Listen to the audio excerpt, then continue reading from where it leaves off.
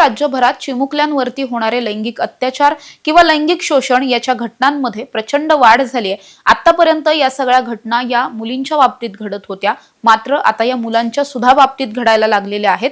असे सुद्धा अनेक प्रकार सध्या समोर येत आहेत।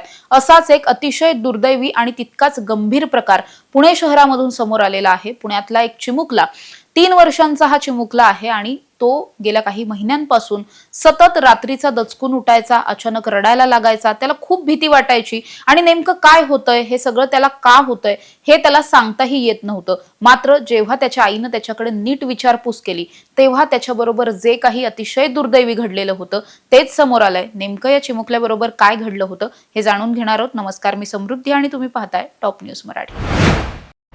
हे पीडित कुटुंब पुण्यातल्या कोथरूड पोलीस ठाण्याच्या हद्दीत असलेल्या एरियामध्ये राहायला आहे आणि गेल्या काही दिवसांपासून असं होत होतं की हा जो चिमुकला आहे हा रात्री अचानक दचकून उठायचा, खूप जास्त रडायला लागायचा किंवा त्याला अचानकच कशाची तरी खूप भीती वाटायची। पण त्याला हे नेमकं का होतंय, कशामुळे होतंय हे त्याच्या आईला कळत नव्हतं। अनेकदा त्यांनी या सगळ्याचं कारण शोधण्याचा प्रयत्न सुद्धा केला किंवा त्याला काही फिजिकल काही इंजुरी झालेली आहे का किंवा त्याला थंडी ताप आलाय किंवा आजारी पडलाय किंवा आणखीन काही झालेलं आहे, या सगळ्याचा त्यांनी शोध घ्यायचा प्रयत्न केला। मात्र त्याच्यासोबत नेमकं काय घडलंय, तो असा का वागतोय, त्याच्या वागण्यात इतका बदल का झालाय हे त्यांना काही केल्या कळत नव्हतं। मात्र जेव्हा त्यांनी या प्रकरणामध्ये खोलात जाऊन चौकशी केली, विचारपूस केली त्याच्याकडे, तेव्हा असं निष्पन्न झालं की हा जो चिमुकला आहे हा नोव्हेंबर 2025 म्हणजे जवळपास 6 महिन्याआधी हा चिमुकला गुजरातच्या अहमदाबाद मध्ये त्याच्याच घरातील नातेवाईकांकडे राहण्यासाठी गेलेला होता। त्यावेळेस तिथे असलेल्या त्याच्या आजीने आणि आत्याने मिळून त्याच्यावरती लैंगिक शोषण करण्याचा प्रयत्न केलेला होता त्याचं, आणि त्यामुळे हा चिमुकला तेव्हापासून घाबरलेला होता, मेंटल ट्रॉमा होता, शारीरिक त्रास सुद्धा झालेला होता। मात्र आपल्याबरोबर काय घडलंय हे त्याला सांगताच येत नव्हतं।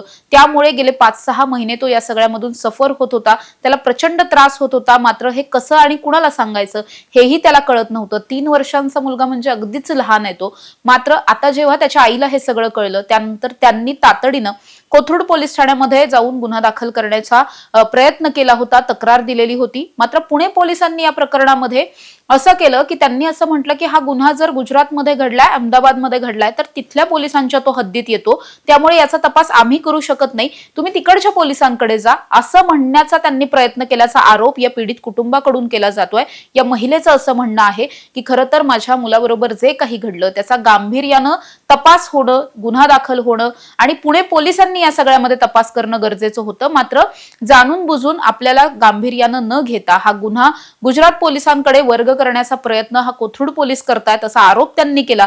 त्यानंतर त्या स्वतः पुणे पोलीस आयुक्तांना जाऊन भेटल्या, त्यांना एक निवेदन दिलं। या निवेदनाच्या नंतर मात्र खुद्द पुणे पोलीस आयुक्तांनीच कोथरूड पोलिसांना थेटपणे आदेश दिले।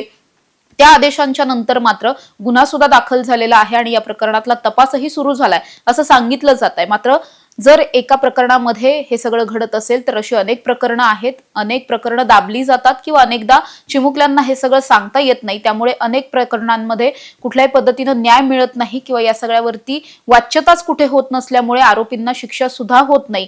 त्यामुळे अशी जी प्रकरणं आहेत, पॉक्सोच्या ज्या केसेस आहेत, त्यामध्ये प्रामुख्यानं लवकरात लवकर चिमुकल्यांशी बोलून गुन्हा दाखल करणं आणि आरोपींना शिक्षेपर्यंत पोहोचवणं हे अतिशय गरजेचं आहे।